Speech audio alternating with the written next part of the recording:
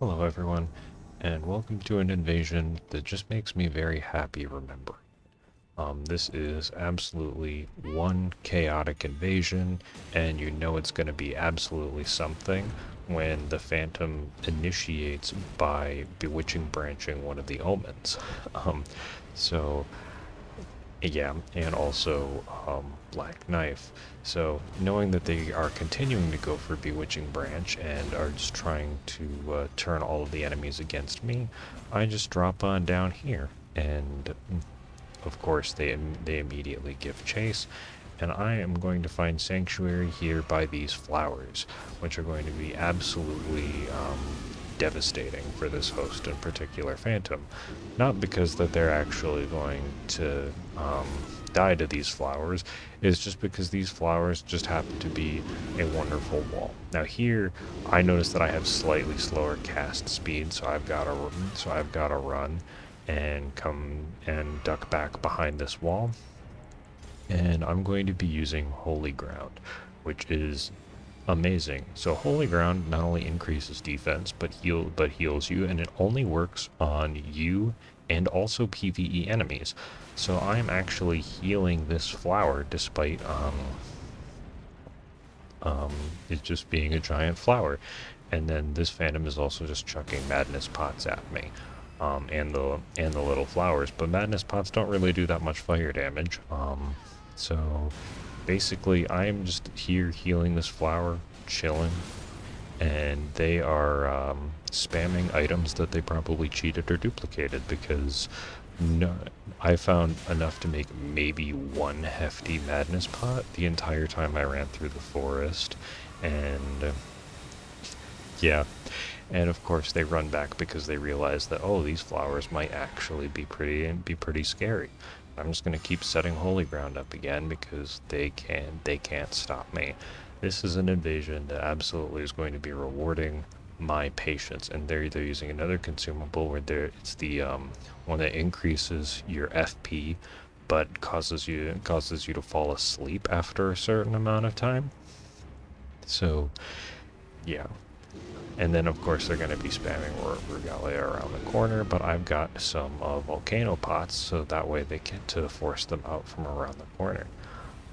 It's just really, really funny to me. And also there, I think they're using the Smith script daggers because the Claws of Night can't be poison infused.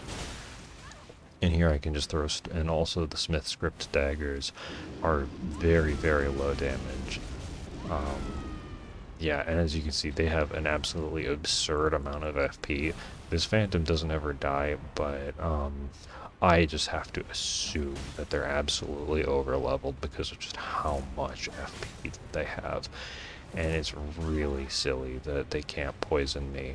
And, like, this flower is a wall. It's just so funny to me that uh, these immobile flowers are just so they're just so powerful against this particular setup, um, because I just wanted to be staying very positive, and I'm in serious mode because I took out the fashion talisman. um, the best way I can describe this Phantom's loadout is that they watched a top 10 how to troll invaders YouTube video and made their build that, because other than that, like, it is just not cohesive. Like, poison, I want to call it fan shot, but that's Ansbach's bow, but you know what I mean. That plus Roar of Regalia around the corner, plus Black Knife is it, and Madness Pots, and also here they're just like doing the same thing again, and just all of the like Madness Pot spam is just like, considering that the flower walled them, like an honest PvP, an honest PvE co-op squad would have been able to push that flower so much harder. Like, yes, do I have Roar Rugalia? Yeah, it's really useful for around corners. You can hear, and now they're just like under or around trying to like hit me or something. It is just so strange that they're just trying really, really hard. Like, I don't know what invaders they have run into before and why they thought that this type of a thing would be good, but like the omens, like, yes, they're very scary, but they can also hit me, which usually results in my death if you're just fighting them. But I was not going to stick around, and everything is so long that they're actually going to be bewitching branching them again. And I do want to explain why I called, like, I don't generally mind, like, if someone gets their friend to drop something for them to save some time on a build after beating the game, like, I don't mind, or just, like, just getting some of the things, but, like, bewitching branches use sacramental buds, which there are a finite amount of in the game, and they're also used for not rot pots, but the rot boluses, and also they have the lightning thunderbolt misericord, like, and they are using heal from afar, but pointed at their feet. I would say, like, any honest thing, like, I would always use Erd Tree Heal, like, because if I had those stats, Erd Tree Heal's always centered on me, and I would always go with have the camera. But basically, no one would waste sacramental buds on not rot boluses, or like the 5 or 6 bewitching branches they need to get through on Neal. So that's why, and in fun and jest, I'm pointing out that this person doesn't have an honest inventory. But yeah, like I said, this invasion is all about patience, knowledge of the level, and just grit of not giving up. And if you've been watching this long, you're probably also, at least, you've played Elden Ring PvP, or you're rooting for or have been rooting for invaders at some point. So I just want you to know, don't give up. Just keep playing, have fun, because it's a game. Like, we all take our losses. You don't need to do anything absolutely ridiculous and silly in order to try and, like, not lose. It's a video game. We can have fun. And Madness Eye Laser. Unfortunately, because they have the heals, the Royal Revenant isn't going to help as much as I would love. But yeah, it is still, and they also try and bewitching branch the Royal Revenant, which just backfires. Unfortunately, I don't have a ton of health at the moment, so I have to be on the back foot while they take out the Revenant, and I just make the decision here that it's like, I could push, but they've already killed those guys, so I just gotta run and go to the next set of enemies. But recently, like, I saw another video where it was very validating, where another invader just, like, noticed that there has been toxicity on both sides of the PvP community, on the host Phantom side and the invader side, and it was just really validating to hear that somebody else noticed that. I don't know where it's coming from or where to do anything, but the best thing to do is just stay positive, have fun, and hope that those people will find a different game, and just have the best time that you can, because life's too short. So have fun playing video games and just enjoy. Like I said, I just really enjoy this invasion because of just how much I know where all of my enemy support is. I love invading in the sewers. It's there's a lot of, like, freedom of movement, and it's like, it is kind of linear progression, but it doesn't feel linear because of all the ways you can run around and hide and go about everything.